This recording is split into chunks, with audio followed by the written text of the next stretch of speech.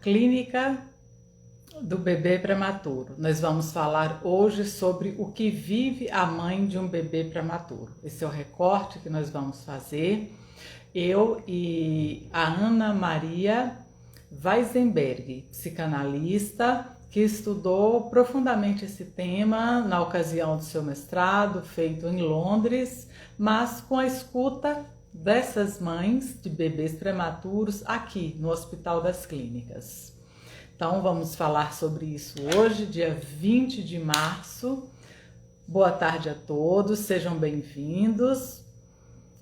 Olá, Wilson, Cristina, Berenice, vamos lá, Animale de Alfa, será que é a loja Animale? Olha só que legal.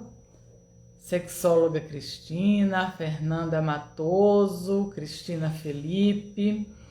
Vamos conversar aqui hoje, vocês podem participar fazendo perguntas. O tema central, como eu acabei de falar, é a mãe do bebê prematuro, mas tem outros aspectos que eu quero falar também, né? Com a Ana, aproveitar essa experiência, ela falar um pouco sobre o método de observação de bebês da Esther Bick, um método bastante respeitado aí na psicanálise, falar um pouco também de como ela chegou a esse tema de pesquisa. Eu sei que aqui muitos estão aí em vias de formação ou considerando fazer o mestrado ou doutorado, mas acima de tudo a gente está falando da prática psicanalítica e também é um espaço cuja reflexão pode ser trocada aqui com pessoas que não são da psicanálise, mas que viveram essa experiência de ter um bebê prematuro. Então a gente vai tentar aí fazer uma comunicação que possa incluir todos que têm interesse pelo tema.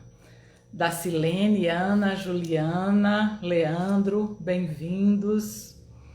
Célia, um abraço, a minha amiga que mora lá nos Estados Unidos, está aqui pertinho, ó, pelo Instagram. Então, eu estou esperando a nossa convidada chegar. Vamos lá. Oi, Ana, um beijo. Fê. Engraçado que ele está dividindo a tela aqui embaixo. O Instagram todo dia tem uma novidade aqui, né? Nas lives. Augusta, Graça Aranha, literatura e psicanálise.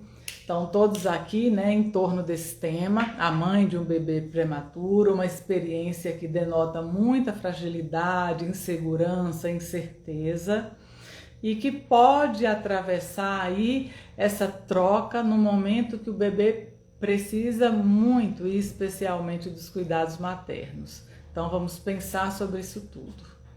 Eunice, bem-vinda. Vânia, Fernanda. Oi, Fernanda, aluna do curso. Nos vimos agora há pouco, né? Olha só, a Ana chegou. Vamos ser pontuais. Fernanda, minha aluna. Deixa eu chamar aqui a Ana. Cecília, um abraço. Vamos começar já, para variar, né? O reflexo na minha lente. Oi, Ana, tudo bom? Oi, tudo bem. Que bom tê-la aqui. Muito obrigada por aceitar o convite, viu? Estou aqui bem animada para a nossa conversa. Obrigada, eu também. Uma oportunidade de conversar sobre esse assunto que eu me envolvi durante um bom tempo. Não é? Estou lembrando aqui para colocar o microfone, senão, ou o fone, senão dá eco quando... Olá, Simone, boa tarde. Um minutinho que eu vou pegar meu microfone. Tranquila, Um tranquila. segundo. Cecília, um abraço. Olha aqui, a Fernanda está falando que a filha dela nasceu prematura, então você vai poder aí colaborar, Fernanda, com o nosso diálogo. Carla, querida, um abraço. Maria Paula, Carminha, Denise, Adriana. Olá, Wada, não sei como é que pronuncia. Oi, Fernando. Marília, boa tarde. Prazer tê-lo aqui. Todos vocês aqui para sustentar a nossa troca, né? A nossa Ana, discussão, o nosso pensar psicanalítico. Ana, Oi, estou te ouvindo. tá fazendo eco? Não, não. Tá, então vamos lá. Não, é porque... Legal. Ok. Tá, então, Ana, deixa eu começar te apresentando, tá? E aí, qualquer coisa você pode acrescentar ou me corrigir depois. Então, Ana Maria Vieira Rosenzweig. Eu já tem uma correção Rosenzweig. para ser feita, tá certo? A Ana é psicóloga formada pela Universidade Federal do Rio de Janeiro. Ela é mestre em estudos psicanalíticos pela Universidade West London e em parceria com a clínica Tavistock, né, que é uma referência importante na Escola Inglesa de Psicanálise. É membro filiado do Instituto de Psicanálise da Sociedade Brasileira de Psicanálise aqui de São Paulo. E lá na Sociedade de Psicanálise, ela também é membro, né, participa como membro de um grupo de estudos da clínica de 0 a 3 anos. Então, ela tem uma experiência bem importante na clínica de bebês, não só do bebê prematuro, né, Ana? Você me corrige se estiver errada, além do seu consultório, que você atende pessoas de todas as idades. Sim, isso. A experiência com prematura, especialmente, foi especialmente numa UTI neonatal, mas a experiência, por exemplo, de atendimento na clínica de 0 a 3 da sociedade, a gente atende pais e bebês, né? Até 3 anos de idade, de 0 a 3. E, enfim, no consultório eu atendo adolescentes e mães que vão ter seus bebês, acompanho todo o processo de gestação, né? Que faz parte aí dessa clínica de perinatal, né? Não dá para pensar uma clínica do prematuro sem pensar todo o processo anterior, que é toda a preparação, o processo que acontece, né? Para a espera do bebê, né? Isso, para a espera do bebê, né? Um processo Deixa que eu acontece. perguntar, Ana, uma coisa para as pessoas que estão nos assistindo, se elas estão te ouvindo bem. Eu estou achando o som um pouquinho baixo, mas pode ser aqui só para mim. Então, eu pedia que as pessoas dessem um retorno para ver se o som está chegando bem para todo mundo. Você está ouvindo bem? Tá, às vezes dá uma cortadinha, ó. Você está com fone de ouvido?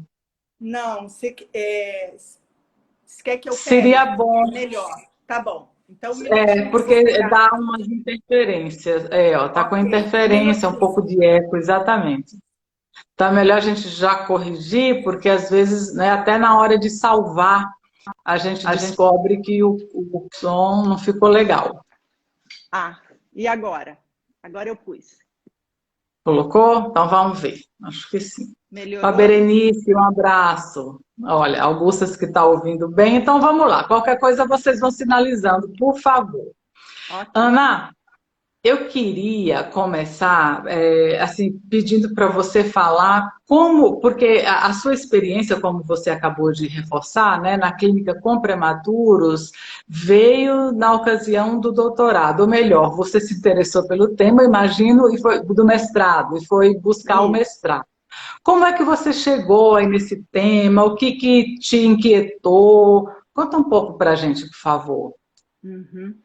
Eu acho que é interessante. A gente, quando vai para uma pesquisa, né, tem uma construção de uma questão, né, que vai se processando. Eu, na verdade, acho que tudo iniciou quando eu comecei trabalhando com gestantes, né, num hospital público, dentro de um departamento era um projeto conjunto da área de pediatria e de obstetrícia, dentro do hospital da Escola Paulista de Medicina, e a gente atendia gestantes adolescentes. Isso implicava existia uma preocupação muito grande, começou a se identificar que a gestante adolescente tinha determinadas características que precisavam ser trabalhadas. Havia um pedido da equipe médica que se trabalhasse com essas jovens, porque elas chegavam na hora do parto, elas entravam em pânico, era muito difícil, o pós-parto era difícil. Então, a gente começou a desenvolver um trabalho era um trabalho conjunto em grupo, num processo de sala de espera. Quando a jovem vinha para o pré-natal, a gente fazia um acompanhamento, era um trabalho em grupo inicialmente. Eventualmente, quando havia uma necessidade, um pedido, ou a gente sentia uma necessidade de fazer um atendimento mais pontual, mais individual, a gente fazia. Enfim, e esse trabalho era muito interessante porque a gente ia conversando nessas atividades de grupo, havia toda uma preparação, um conversar, um ouvir as gestantes sobre o que elas estavam vivendo, elas contavam as suas histórias, tiravam dúvidas, participava desse grupo um grupo de profissionais. Normalmente sempre tinha um médico que acompanhava elas no processo do pré-natal, né? E havia uma discussão, inclusive, sobre o que era, como é que era o processo, como é que se dava o processo de gestação. Elas conversavam sobre o que elas estavam sentindo, tanto do ponto de vista das suas mudanças corporais, como das suas inquietações, das suas dúvidas, das suas ansiedades. E esse trabalho foi dando um resultado muito bom, no sentido os médicos, o hospital sentia que as adolescentes estavam muito mais confortáveis durante esse momento, tanto do parto quanto do pós-natal, né? E, bom, isso, enfim, era um grupo de profissionais. Depois disso, então, isso foi toda enfim, logo depois eu mesma tive o meu primeiro filho. Enfim, então também vivi essa experiência pessoalmente, o que eu acho que faz muita diferença, né? E aí, algum tempo depois, eu fui convidada por uma colega que também a gente trabalhava junto, tinha iniciado um trabalho junto com esse grupo de gestantes. Ela me convidou para trabalhar numa clínica de medicina fetal. Eu não sei se as pessoas sabem o que é isso. É uma clínica especializada em diagnosticar e fazer intervenções no feto, né? Eventualmente, existem intervenções intraútero que são feitas, que podem ser feitas, né? E essa clínica era especializada em diagnosticar questões, dificuldades no processo da gestação, né? Questões médicas, né? Então, às vezes, crianças que, por exemplo, mães que começavam a ter um aumento muito grande da pressão arterial, isso ia influenciar diretamente ao funcionamento mesmo da gestação fisiológica, né? Questões, por exemplo, de diabetes, que determinavam uma resposta do feto significativa, e isso punha, de certa forma, em risco, podia, né? A intenção era como o pôr em risco a psicólogo vida trabalha nesse contexto? O psicólogo acompanhava, a gente participava fazia parte da equipe que discutia os casos, né? Normalmente as pacientes eram encaminhadas pelos seus obstetras, né? Para investigar se haveria algum tipo de risco, o que estava acontecendo, né? E a gente acompanhava as consultas médicas, inclusive. Os médicos faziam os exames, ultrassonografia, as investigações todas. Depois havia uma discussão clínica do corpo clínico que incluía os médicos, os residentes, os psicólogos, né? Eu trabalhava com uma colega e a gente discutia o caso, pensava a história, entendia como estava se passando esse processo de gestação, que tipo de relação que tinha o casal, se era uma mãe solteira, se era uma mãe adolescente. E, enfim, discutíamos o caso como um todo. E depois o médico, a gente participava muito do retorno, né? Quando o médico tinha que tinha que contar para os pais sobre o que foi descoberto, o que estava se processando. Quer dizer, normalmente havia uma continuidade de acompanhamento dessa gestação e a gente sempre estava também junto nesse processo de acompanhamento dessa gestação.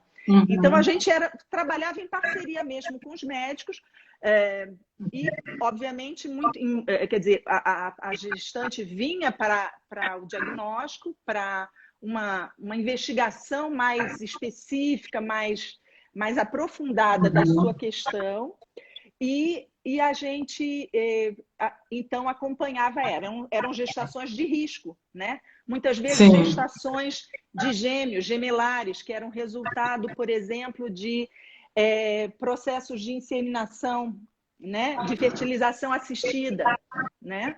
Então, é muito comum, por exemplo, os processos de fertilização assistida. Antigamente, nessa época, se implantava um número maior vários óvulos, né? Exatamente, de gametas, né? De óvulos fecundados.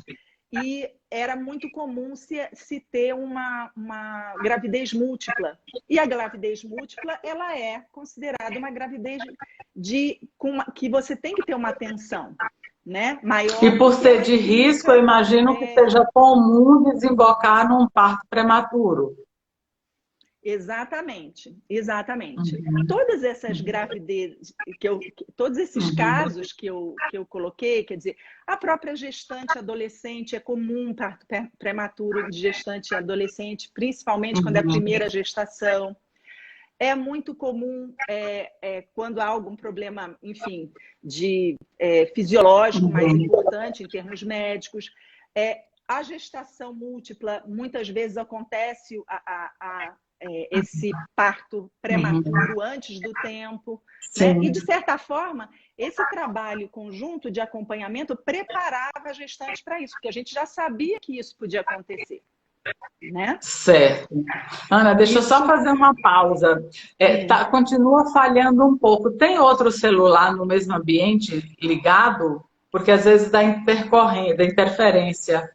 Se tiver outro celular, alguém de repente assistindo aí com o celular ligado, não?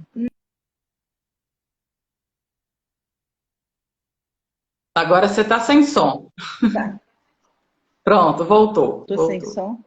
Tá. Não, voltou. Eu não sei o que pode ser. Eu apoiei aqui o celular. Não sei. Tá. Então vamos ver. Tá muito ruim o som?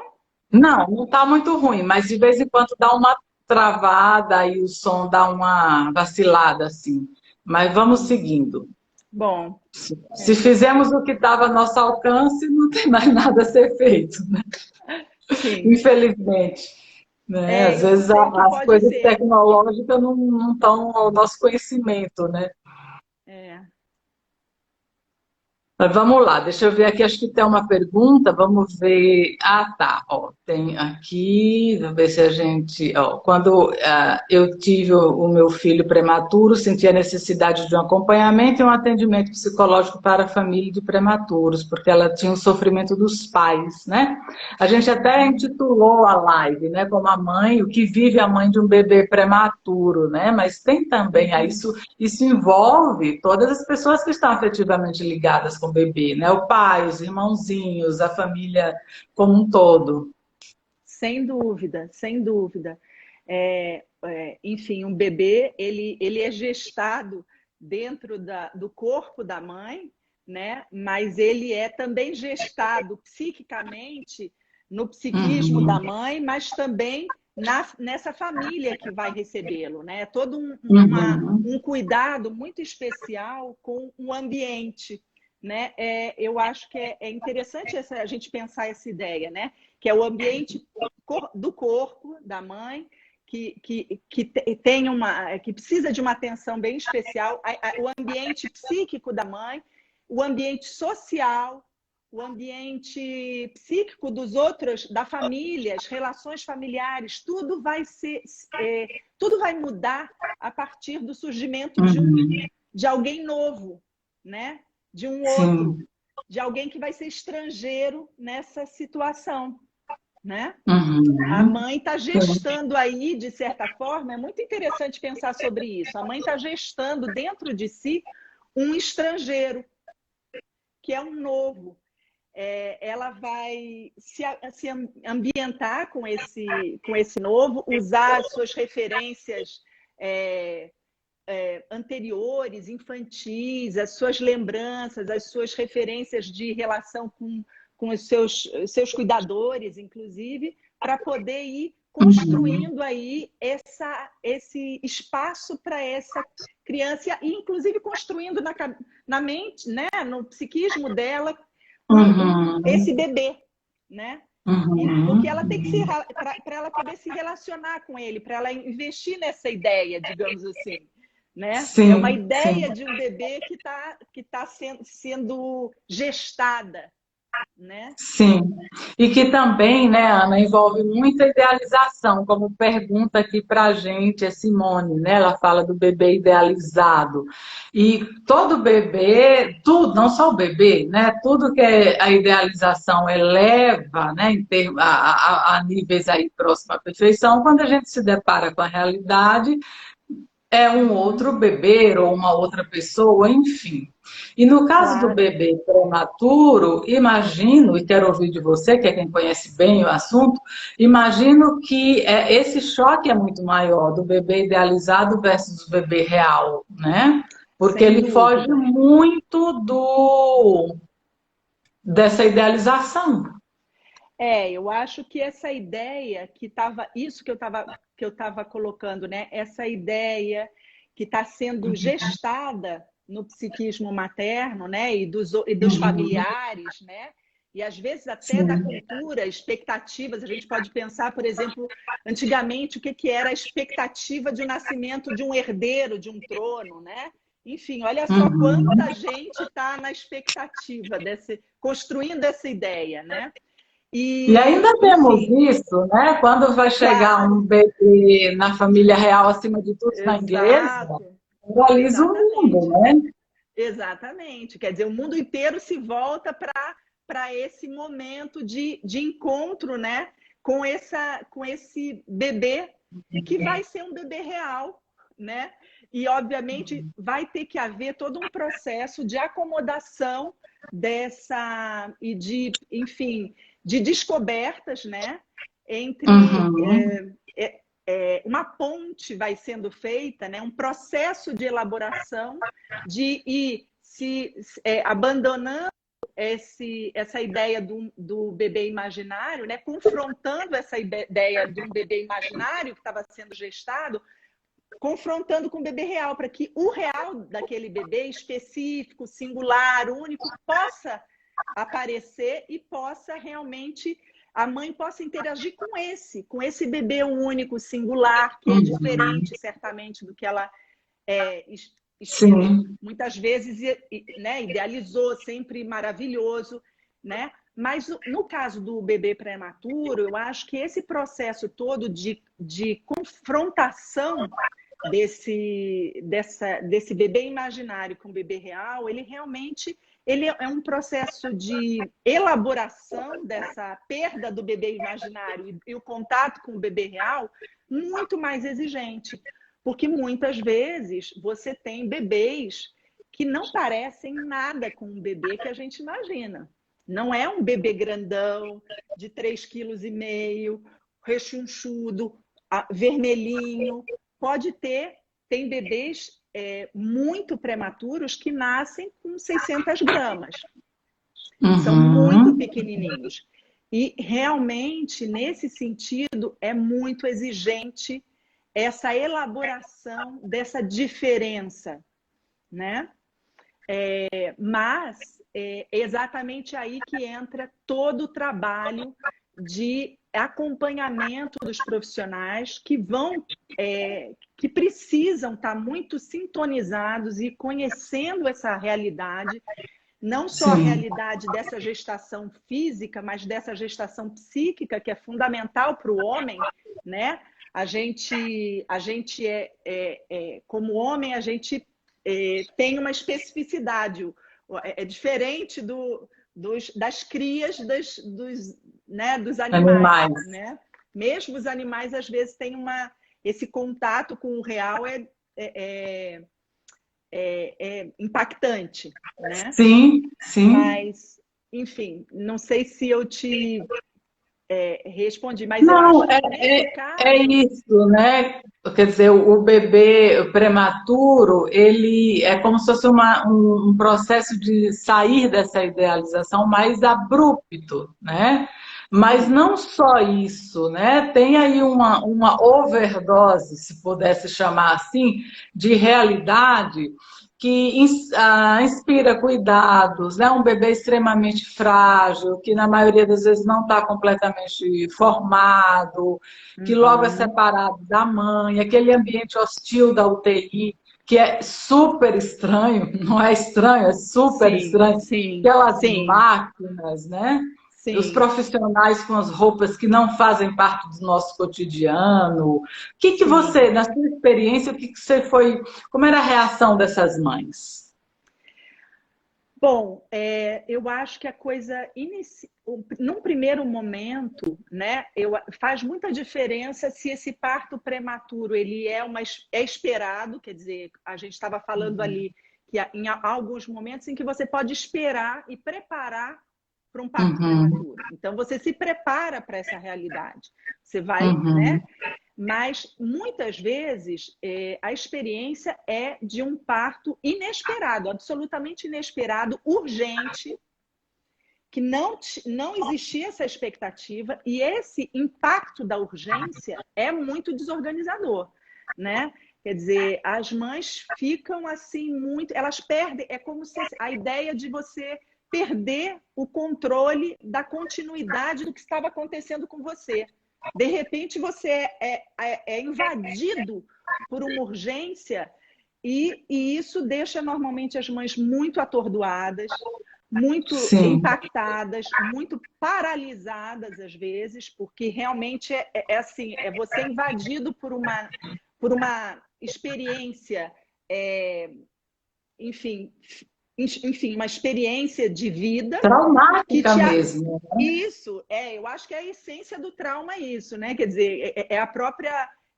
como a gente nomeia um trauma, né? Ser invadido por uma experiência que te atinge intensamente, emocionalmente, quando a gente está falando de psiquismo, né? E fisicamente, inclusive. No caso da mãe gestante, é um impacto enorme físico, né? E, enfim, tudo isso, né? A gente não dá para separar uma coisa da outra, e elas ficam... É um atordoamento. Eu acho que essa é a experiência primeira, inicial, de um atordoamento, né? E, obviamente, a mãe vai precisar de tempo e de consideração, muito assim, atenção dos profissionais para poder ajudá-la a retomar esse processo que estava acontecendo com ela, né? Física e psiquicamente. E, enfim, acho que num primeiro momento é isso. A questão que você trouxe do impacto do ambiente da UTI, porque inicialmente, às vezes, as mães, se a urgência médica, se foi por uma urgência médica que houve, e que pode ser, inclusive, uma urgência não em função do bebê, às vezes é uma urgência em função do bebê. O bebê está em sofrimento, né? Isso é identificado. Ou, às vezes é uma urgência em relação à mãe. A mãe está com uma pressão alta muito grande, ela corre o risco de vida. Enfim, é sempre um impacto, porque o que está em jogo é risco de vida. Sim. Risco de vida para a mãe, risco de vida para o bebê, né? Então, isso é muito intenso, né? Isso é atordoante. Então, a gente precisa ter muito cuidado, muita atenção para oferecer um apoio, um trabalho conjunto para que a mãe possa retomar os processos que vinham se processando dentro dela, né? O contato com o ambiente de UTI é super impactante também, porque a UTI é isso que você disse, a UTI, uma UTI neonatal é um berçário, só que dominado por máquinas. E essas máquinas, elas ficam bipando, elas ficam... a mãe não é um ambiente hostil, estranho, dominado pela urgência.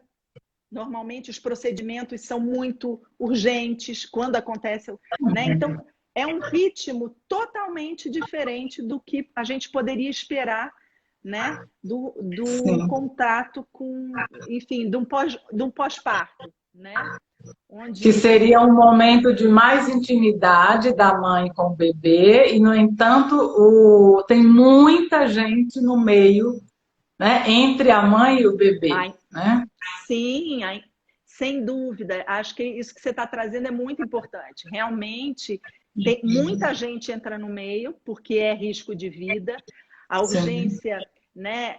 Então, tem os médicos, os enfermeiros, os especialistas, dependendo do problema, né? Então, vem gente, né? E a mãe acaba, muitas vezes, lateralizada, né? Nesse cuidado com o bebê. Né? E isso é uma coisa difícil para os pais, né? E... enfim, às vezes os pais também se afastam, recuam no contato com seu bebê, assustados com tudo isso. Claro, é uma situação de muito susto, né? Então, todo o trabalho é realmente de retomar essa aproximação, né? Desse bebê com esses pais, né? Enfim, acho que é isso, né? E a coisa do perigo, né, do risco, como você falou, que deve mobilizar, né, de incerteza. Será que ele vai evoluir, usando um termo médico, né? Como é que ele vai evoluir, o quão próximo está esse risco de morte, e como é que pega nesse bebezinho, né? Claro que tem a singularidade, talvez algumas mães que contem com uma força aí e queira, né, e se autorize mais. Mas, via de regra, eu imagino que é o susto, é o medo, é se sentir frágil diante disso tudo. Se sentir culpada, muitas vezes, né? O que aconteceu? O que deu errado? Esse também é um ponto importante, né? Muitas vezes, esse primeiro momento, as mães estão atordoadas e a pergunta que é muito comum a você ver, o que aconteceu? Eu preciso entender, né? Porque é esse mesmo processo de interrupção de algo que vinha se processando, né? Você perde a continuidade de algo, né? De uma vivência, de uma experiência pessoal, né? Então, é muito comum... enfim, esse sentimento de culpa, será que eu não, enfim, o que eu fiz de errado? Será que eu vou ser capaz também de cuidar desse bebê tão frágil, né? É um susto muito grande. acho que Isso, Ana, a gente nem está levantando outras questões, como, por exemplo, em alguns casos, que o bebê veio inesperadamente, entre aspas, né, sem um desejo ali tão claro de que queria esse bebê naquele momento, né, que é um exatamente. complicador aí na Sim, história. sim, sem dúvida, toda essa história, quer dizer, a forma como os pais vão reagir a essa situação tem muitos elementos, né? A própria história de vida, o desejo ou não de ter filho, a relação do casal, né? Uhum, As características do bebê, no caso de um bebê prematuro, né? São todos esses elementos que vão determinar e que vão colaborar para a reação que vai acontecer e a possível, enfim, transformação que vai precisar acontecer para receber esse bebê dentro da família, né? As relações familiares, as expectativas dos pais, da cultura, da comunidade, né? Enfim, uhum. a gente Né? fala que quer dizer, essa ideia de que você precisa, a gente sabe disso, né? Quer dizer, quando nasce um bebê, não necessariamente nasce uma mãe. É um processo de construção de uma mãe. A mãe tem que se tornar mãe e se tornar mãe daquele bebê específico, né? Nesse sentido, o prematuro exige mais, é mais exigente nesse processo de parentalidade que a gente, né, que a gente chama, Uhum, né? Acho que sim. fiquei pensando uma outra coisa que eu acho que é muito importante, que são as dificuldades que se estabelecem pelas características mesmo do bebê. Porque o bebê, ele é um bebê imaturo, né? Ele é prematuro e ele é imaturo e maturo nos seus processos fisiológicos e nos seus processos de interação social, né?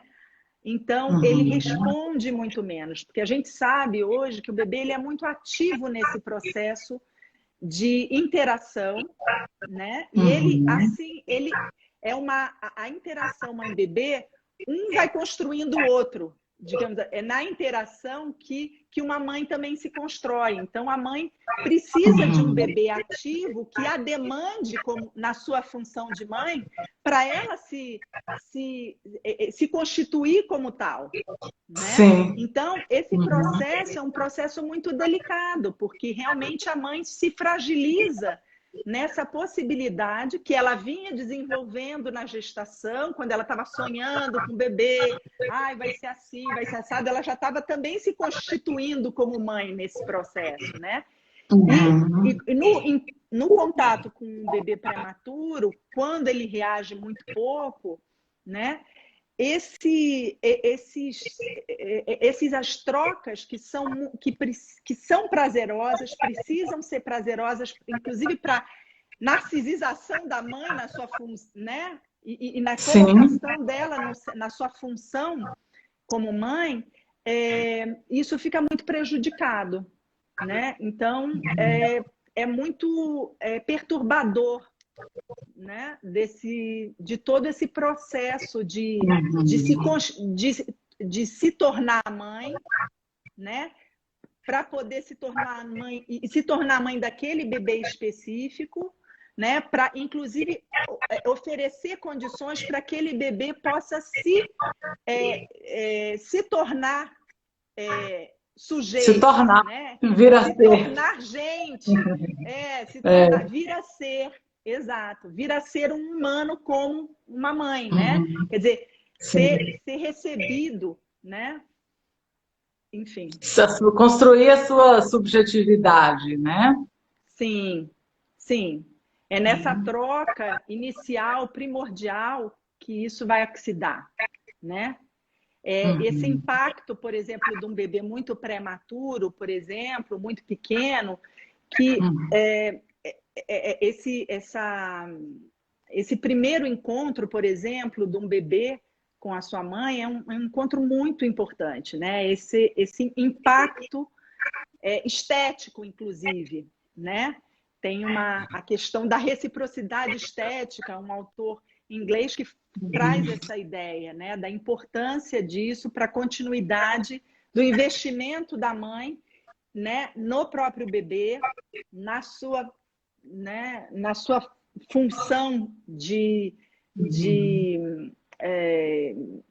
receber esse bebê e ajudá-lo a se tornar sujeito, gente, ser humano, Sim, né? sim. No início, Ana, você falou que a mãe também ela traz, né, um modelo dessa troca da Uhum. relação mãe e filho, da sua própria história, né? Então, quando essa mulher dá luz, você está falando de se constituir enquanto mãe daquele bebê específico, mas ela traz aí, né, lá no nível inconsciente, também o bebê, né, os aspectos primitivos da sua história. Sim, Então, isso tudo já é complexo por si. Algumas pessoas vão mais de modo mais tranquilo, né? Acho que elaboraram, enfim, satisfatoriamente, vamos dizer assim, essas questões. Outras tantas que têm aí ainda muito a ser significado, vai ter um impacto maior. Agora, somando, colocando isso para o cenário, né, da prematuridade. Olha quantas questões essa mãe tem que dar conta. Ela é sim, sim, solicitada, né? sim, sim. Essa ideia de que qualquer nascimento tem esse processo aí exigente, né?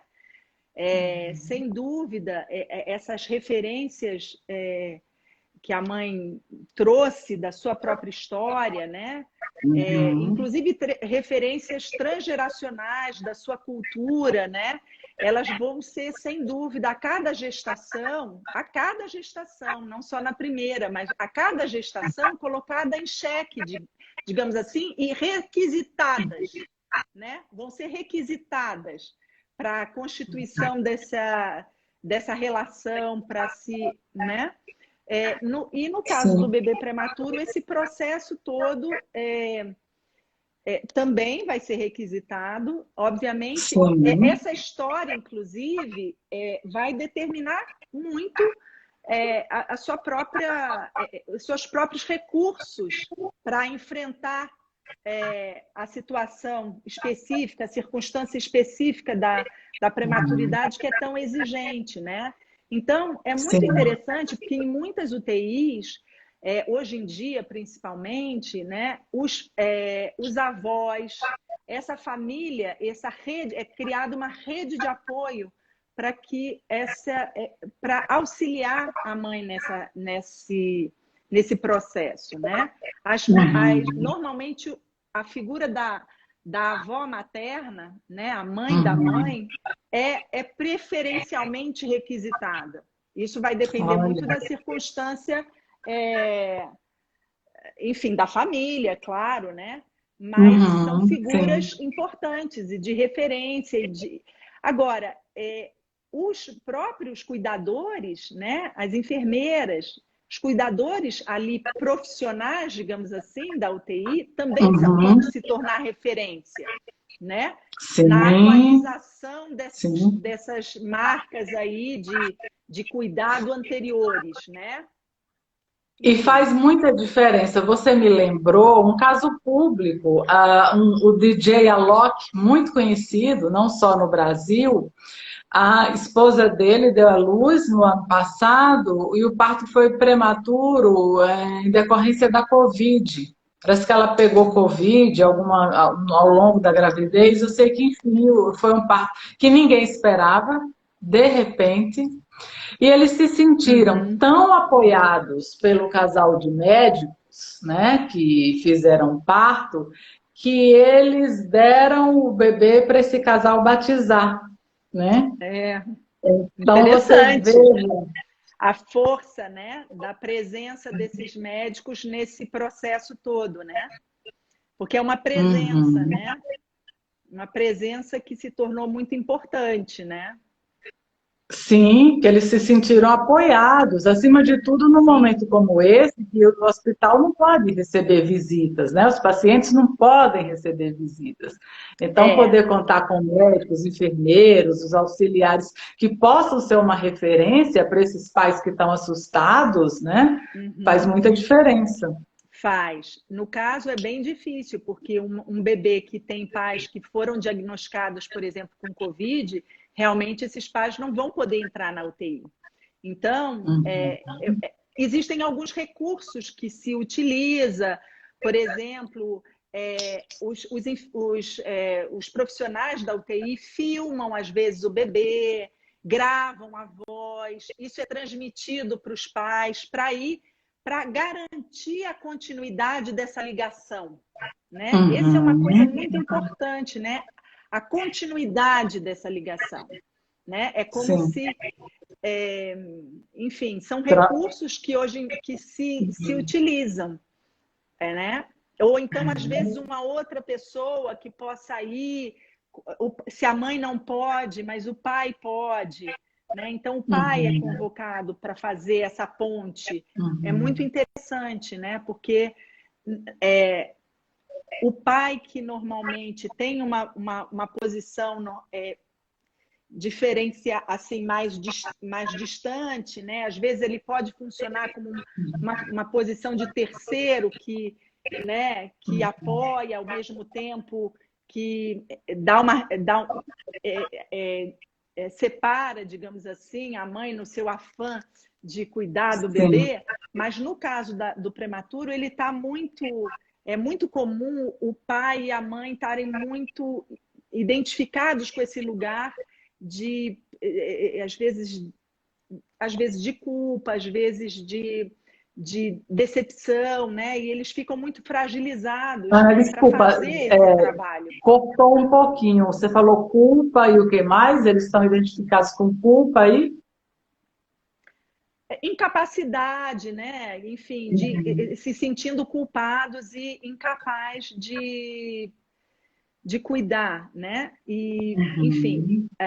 às vezes, porque quando às vezes a mãe, eu acompanhei um caso que foi muito bonito, porque a mãe estava muito fragilizada, ela estava muito atordoada, com muita dificuldade de se aproximar do bebê dentro da incubadora, né? E o pai foi fazendo esse trabalho, mas ele não foi fazendo ele o trabalho, ele foi levando a mãe, um acompanhamento muito bonito dessa Uhum. função do pai nesse processo, né? Uhum.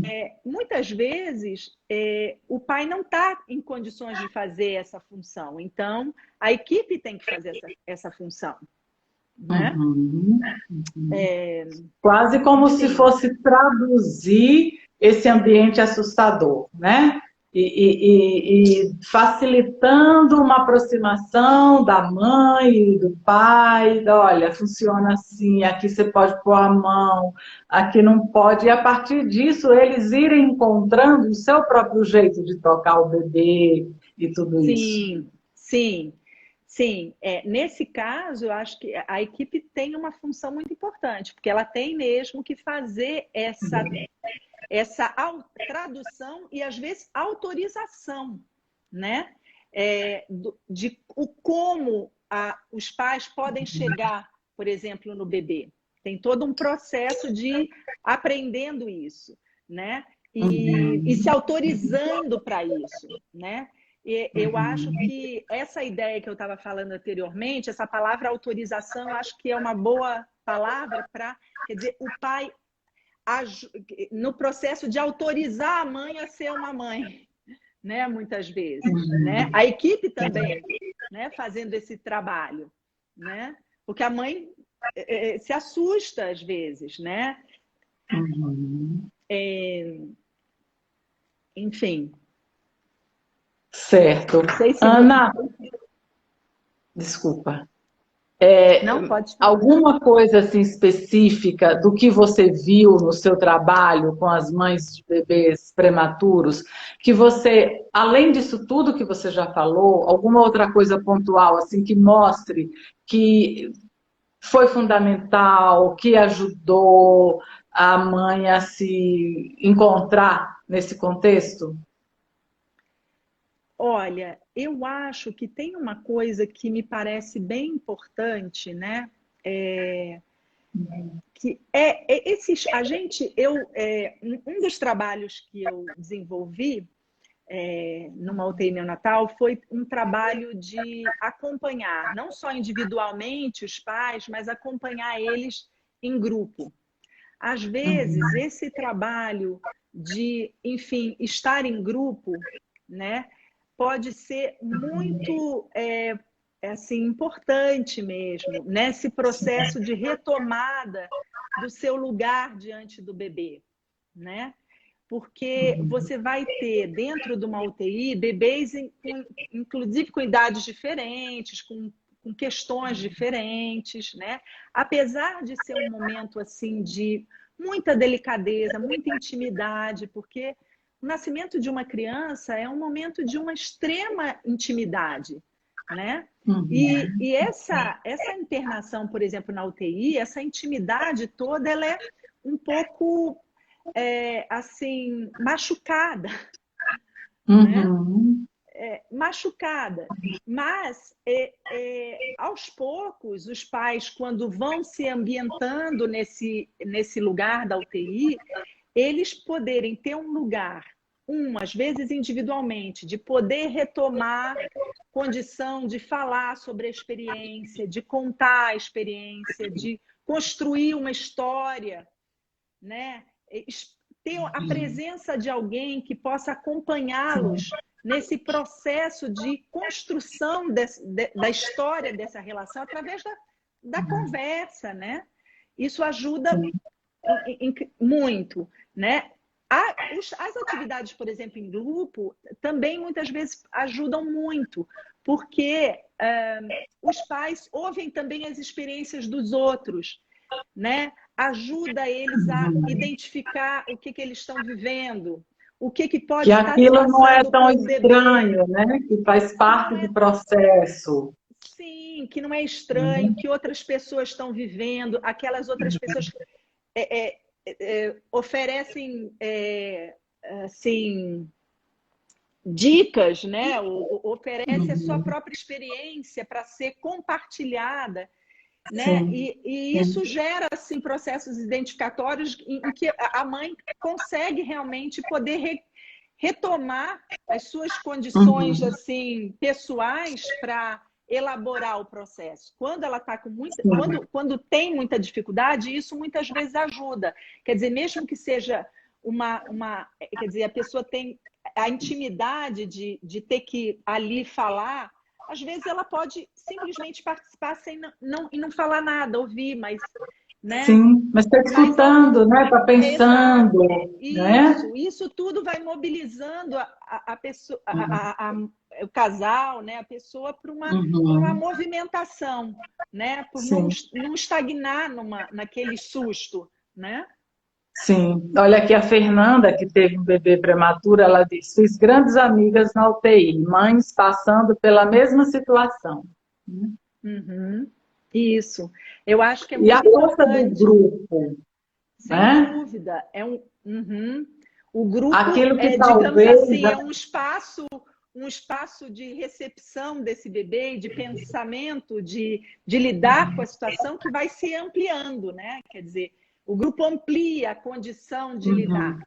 A gente poderia pensar isso. Descobrir que não está só, né? Ela se sente, Também. diz que diminui o desamparo, né? Sem dúvida, sem dúvida, né? E constrói amizades, né? Quer dizer, isso que a Fernanda está falando, né? Que bom, né? Eu já tenho uma parceira para poder Eu não também falo conversar sozinha, né? Eu não falo sozinha, eu posso também experimentar coisas sozinhas, eu vou trocar mais adiante todas as questões, por exemplo, de aleitamento, que são muito delicadas, por exemplo, né, para um bebê prematuro, todo esse esforço, né? E depois seguir aí a vida tendo essa parceria num momento, normalmente quando a gente vive um momento muito importante da nossa vida existente, do nossa história existencial, são figuras que vão ficar como uma referência muito importante, né? Foi minha parceira naquele tempo, digamos assim, Sim, né? E sim. isso é uma coisa maravilhosa, a gente poder contar com as parcerias, né? E que acompanharam momentos de sofrimento e às vezes de conquista também, né? De retomada, de descobertas, né? Uhum, uhum. Sim, sim. Ô, Ana, eu queria, se você puder falar um pouquinho, né? Você que transitou por Londres, né, no ambiente psicanalítico, e você teve uma experiência aí com o método de observação Sterbic. Se você pudesse, assim, não sei se dá para resumir, mas pelo menos dar uma ideia aí para a gente do que é essencial nesse método. Bom, o método Sterbic é um método que foi criado em 1900 acho que em torno de 50, uma coisa assim, pela BIC.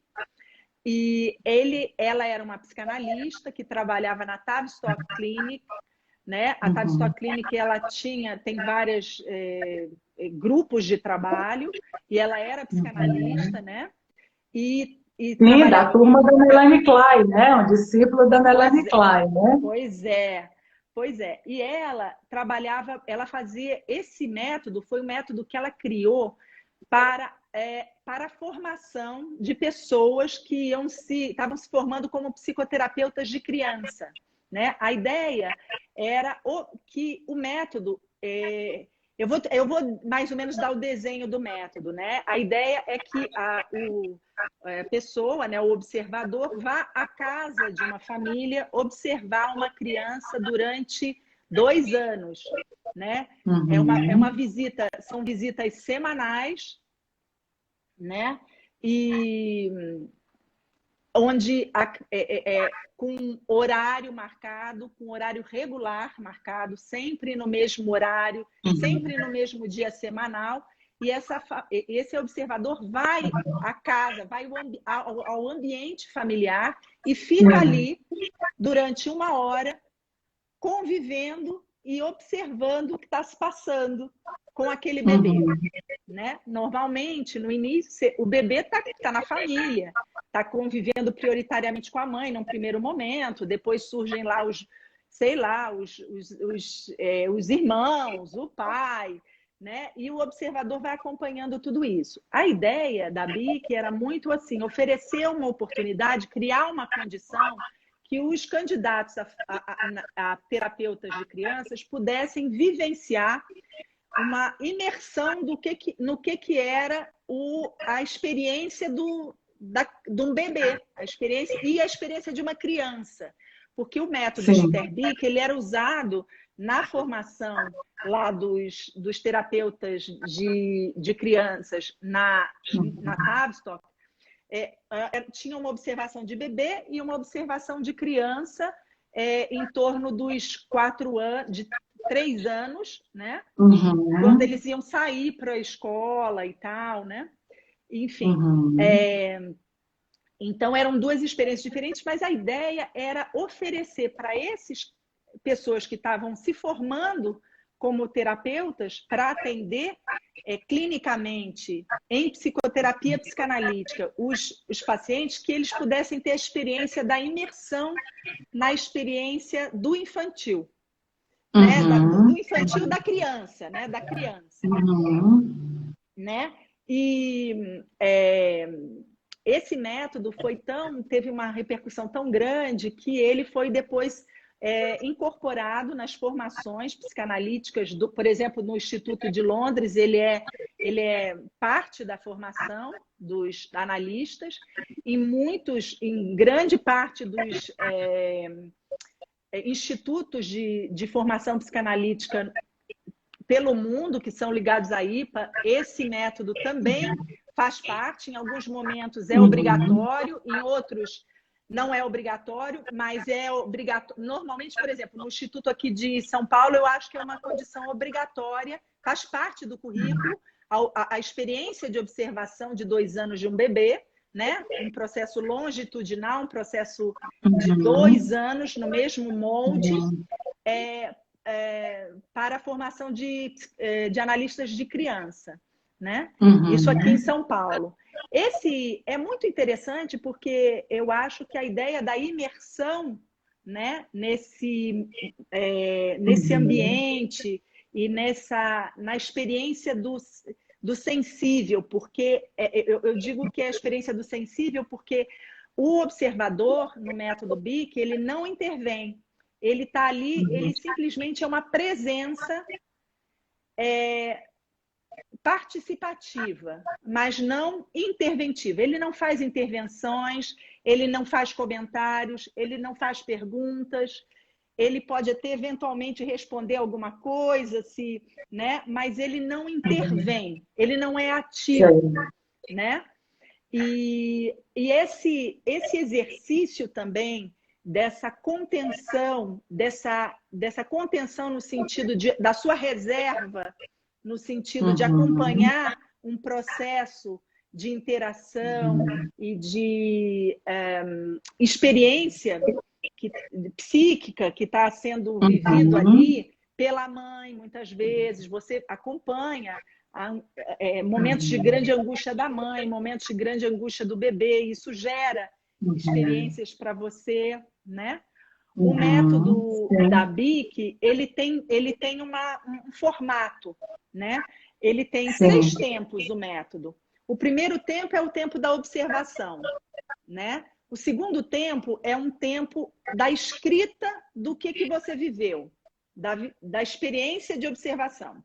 Então, você relata, você começa não só a mergulhar no sensível, né? Nessa imersão na experiência com o paciente, digamos assim, né? Com a família, que seria talvez um preparo para uma imersão no contato com o futuro paciente.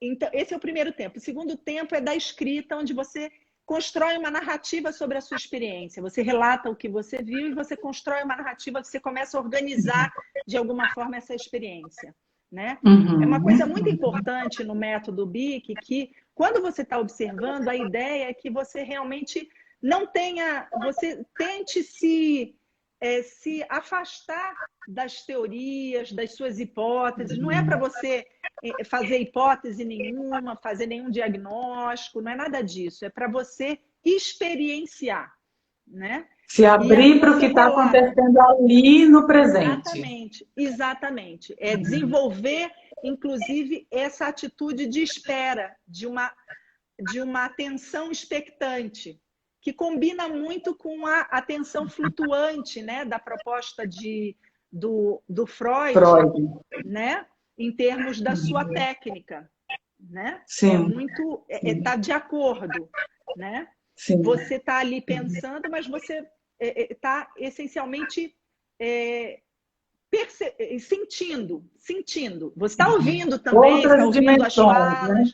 Né? Não só a fala a dimensão da fala é super importante, que tem que estar sendo relatado e tudo, mas a dimensão do que está acontecendo na interação da mãe com o bebê, o que se observa, a dimensão do sensível, né, do clima emocional, dos ritmos, né? Enfim, da interação, daquela dança interativa entre o par, né, mãe e bebê. Depois, o terceiro tempo do método da BIC é um momento de supervisão, onde é trazido aquele relato e isso é discutido num grupo, junto a um supervisor, uma pessoa experiente nisso, e isso é pensado por esse grupo. E a ideia é que isso, então, ajudaria a, inclusive, você, enfim, dar sentido a coisas que foram vividas, né? No método BIC, outra coisa muito importante, é muito importante o relato e a experiência de você e entrando em contato com o que causa em você aquela experiência de observação, né? Quer dizer, qual é a tua contra-transferência? É bem kleiniana, né? A ideia da comunicação de inconsciente para inconsciente, né? Isso. Sim, é um modo Interessante. de estar, digamos assim, e é Sim. um exercício de. O método foi criado para isso, né? Para uma experiência e uma. As pessoas estavam se formando irem se adentrando nesse modo de estar com o paciente, é um dos Sim, jeitos. E sim. eles iam fazer contato, eles iam atender crianças, né? Onde a fala não necessariamente estaria tão presente. Então, essa questão, por exemplo, da comunicação mais sensível, do corpo e tal, é muito importante. Uhum. Hoje, por exemplo, se a Sim, gente vai considerar, por exemplo, a clínica mais atual, né? Dos borderline, onde a presença também dessa comunicação do corpo, que atinge o corpo do analista, né? É muito uhum. forte. Então, digamos assim, um treino para isso, né? Sim, sim, porque exatamente a clínica infantil, ela te dá um know-how, não queria usar essa palavra, mas na falta de outra, para a clínica do adulto, porque nós todos Sim, temos, né, esses sim, aspectos do infantil que nos seguem aí sim, na clínica também sim. adulto. Deixa eu só A ver. gente tem aquela ideia do Luiz Cláudio Figueiredo de que a escuta analítica ela tem que ser polifônica, ela escuta muitas coisas, né?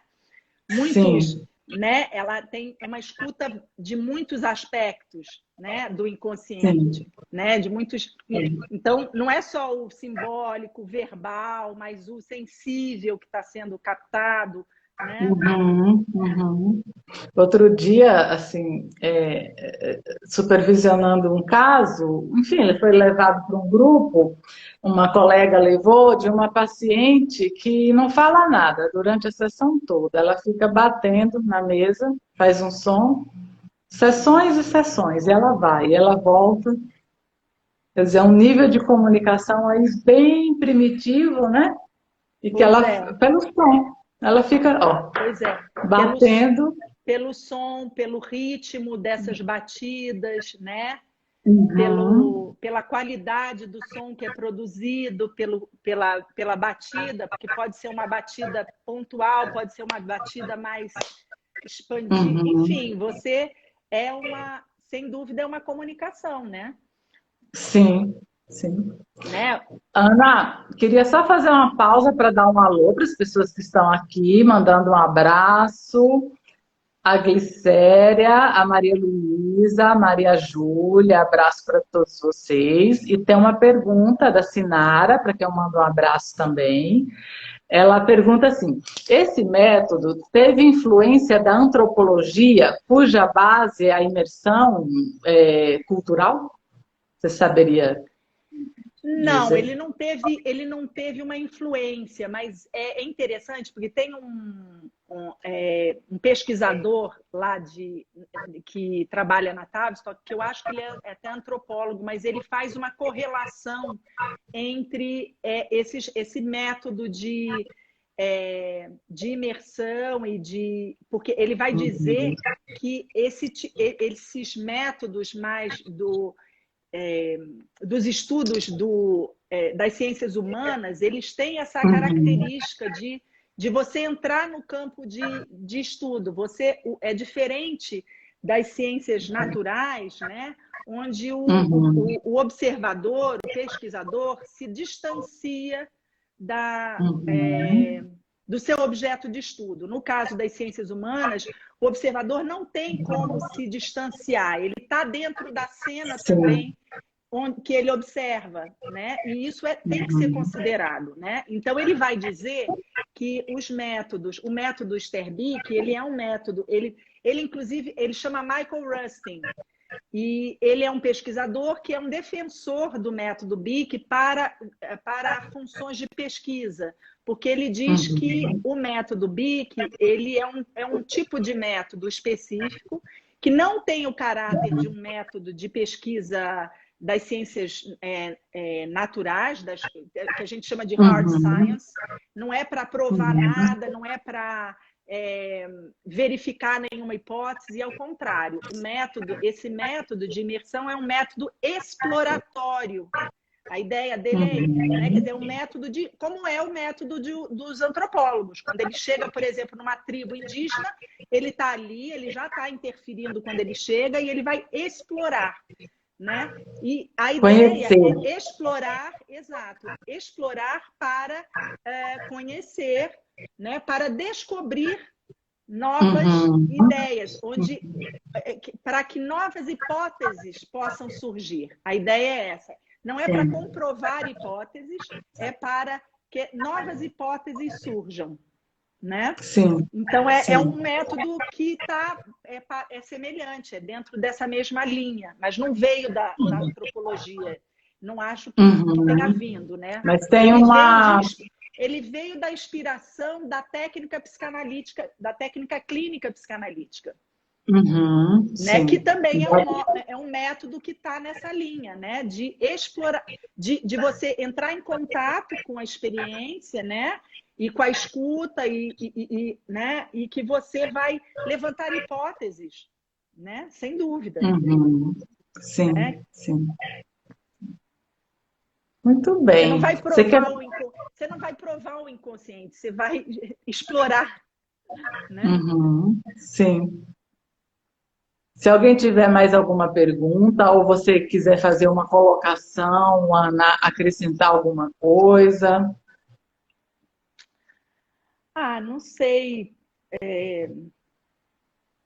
Acho que eu já falei bastante, né? Não sei se você tem alguma coisa que você acha que seria interessante falar, mas eu acho assim, uma coisa muito importante, acho que tem sim uma coisa que eu queria colocar, né? Acho que o importante nessa situação é que a equipe multidisciplinar, no caso eu estou pensando aí do bebê prematuro, do atendimento em UTI neonatal e nas condições de uma prematuridade. Acho que uma atividade como essa que a gente está falando, onde de alguma forma a gente tenta trazer algumas ideias, né? Seria muito importante que os profissionais da área, principalmente da área médica, né, que tem menos, se aproximem dessas questões do sofrimento psíquico, da importância desse processo de gestação psíquica que a gente falou, para que ele se prepare e ajude e se prepare, se prepare em termos de conhecimento e de compreensão para que eles possam, inclusive, fazer um atendimento mais importante, assim, mais integrado, incluindo esses assuntos, essa questão, né?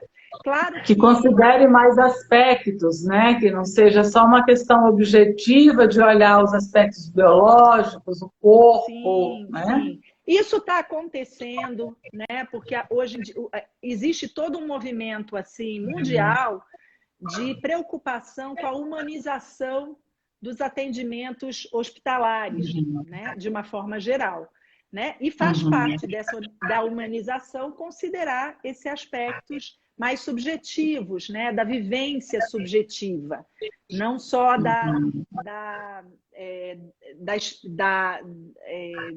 experiência física, né? Mas da vivência objetiva daquela doença ou daquela questão clínica, né?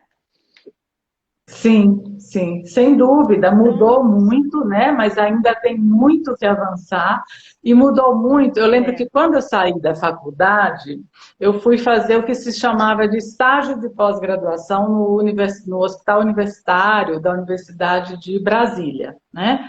Mas que na prática eu já era psicóloga, né? Esse nome de estágio era só o tipo de contrato, a forma como eles acharam para viabilizar. E aí, assim, eu fui convidada por um médico da equipe, ou seja, eles estavam abertos, eles queriam um psicólogo lá. E aí eu ia percebendo, assim, como é diferente, né? O médico, por exemplo, ele falava, esse que era o chefe, que tinha vindo de Nova York, tinha feito especialização lá, e lá na equipe tinha psicólogo, então daí a ideia dele me convidar para integrar a equipe e tal. Aí ele falava para mim assim, doutora, sabe aquela paciente assim, assim, assado? Eu sei, amanhã é a cirurgia dela, eu gostaria muito que você participasse. O que é que eu vou fazer numa cirurgia? Me fala. Né? Então, tinha todo um Eu trabalho. sei. Diga. Ao mesmo tempo, eu acho assim muito importante que a gente, como profissional da área psi, né, possa ir abrindo espaço dentro desses ambientes Sim. médicos, né, porque é fundamental, né, a gente sabe disso. E me parece que quando a gente vai, quando a gente está presente, quando a gente está ali e a gente é muito requisitado, né? Mesmo que seja uma requisição meio atrapalhada, digamos assim, né? Desse jeito que você falou, assim, meio em cima da hora. Peraí, mas eu não sou instrumentadora. Como é que você quer que eu, né? Mas é a tal história. Quer dizer, o profissional psi, eu acho que dentro, quando ele entra num ambiente médico hospitalar, ele vai ter que construir o espaço dele. Sim. Eu acho que é uma Até para construção de um explicar espaço.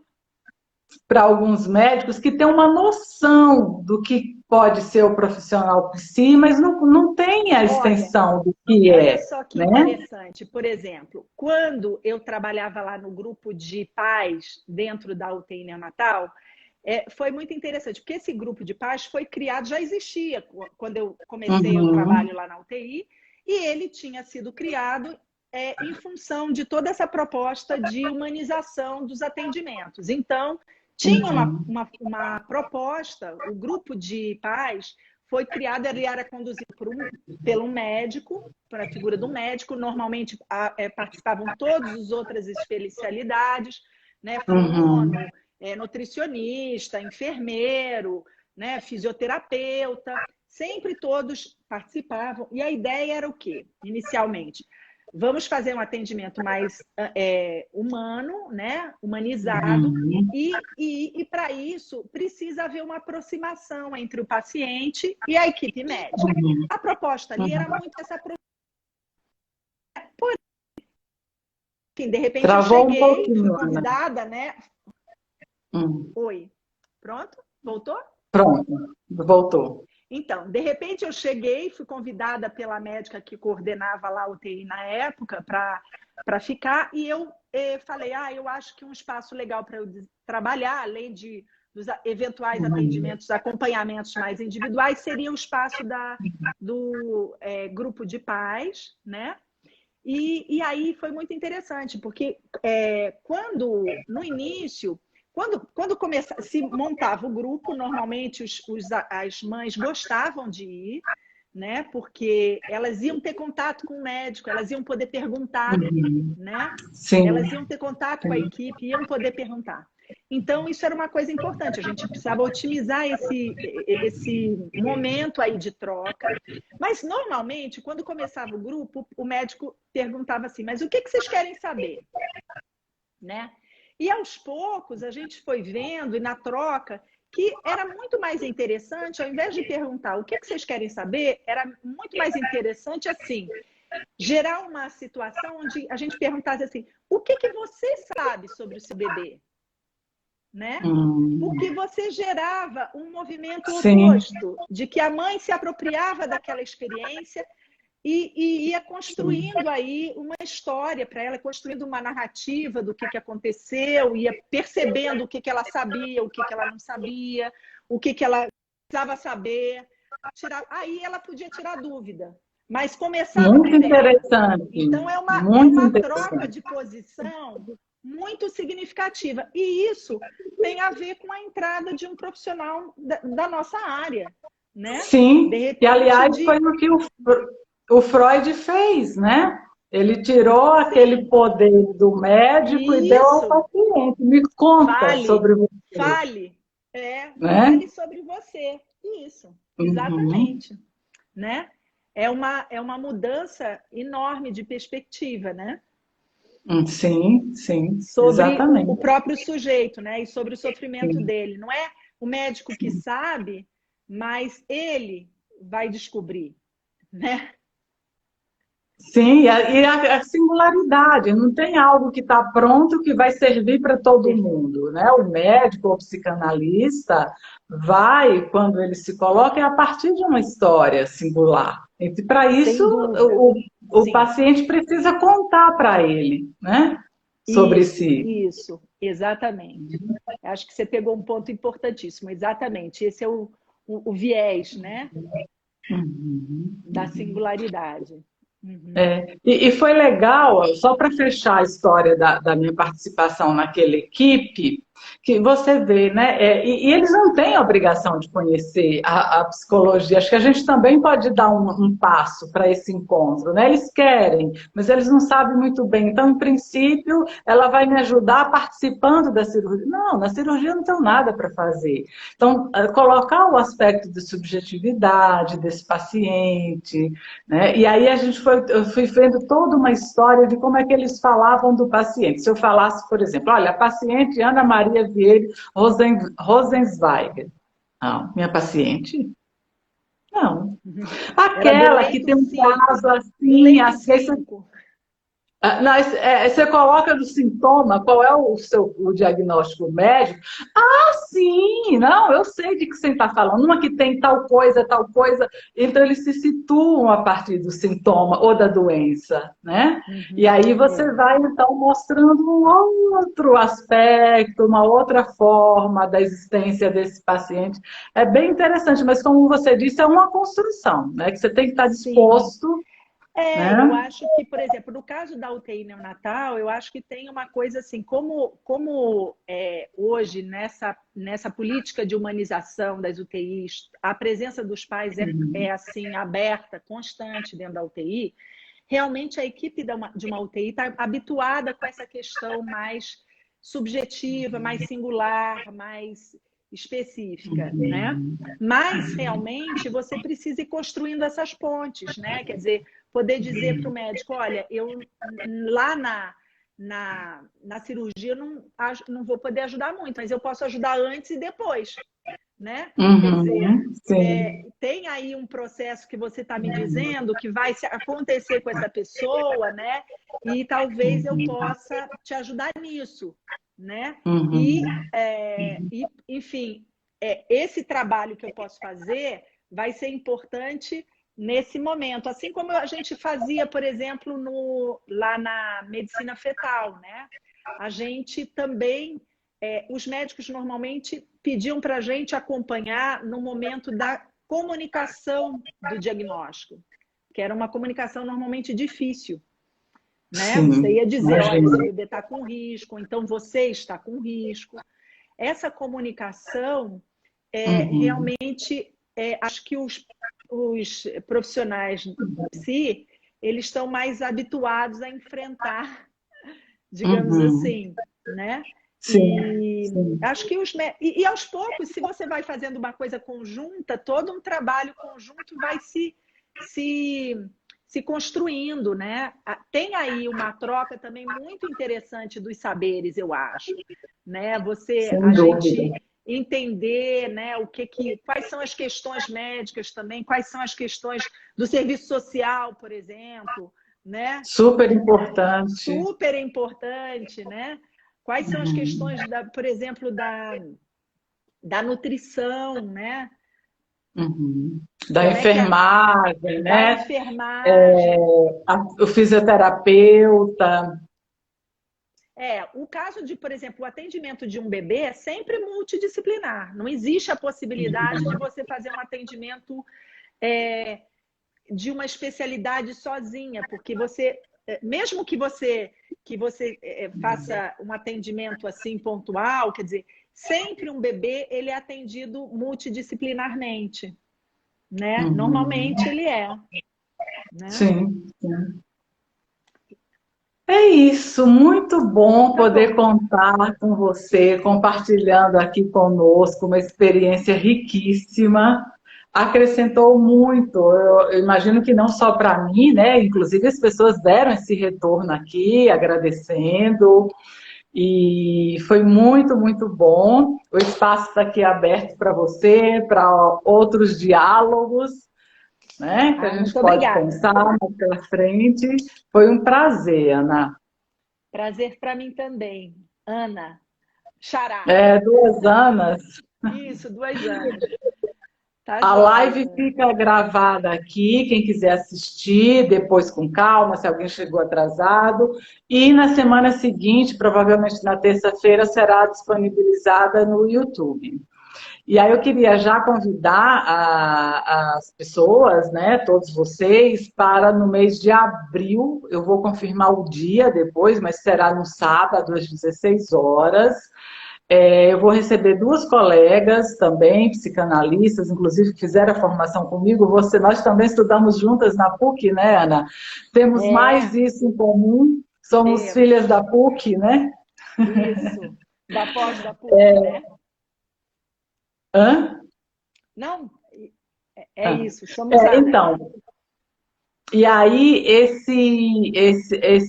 essa próxima live vai ser sobre a adultização ou erotização das crianças, não é?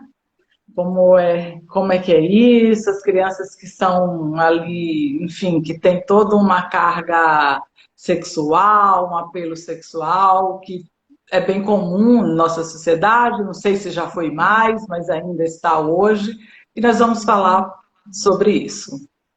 Isso, Adriana. Uma precocidade também, né? Sim. De uma estimulação, inclusive, às vezes, uma dos pais, experiência né? meio prematura, né? Em outras dimensões, mas uma experiência prematura que muitas vezes gera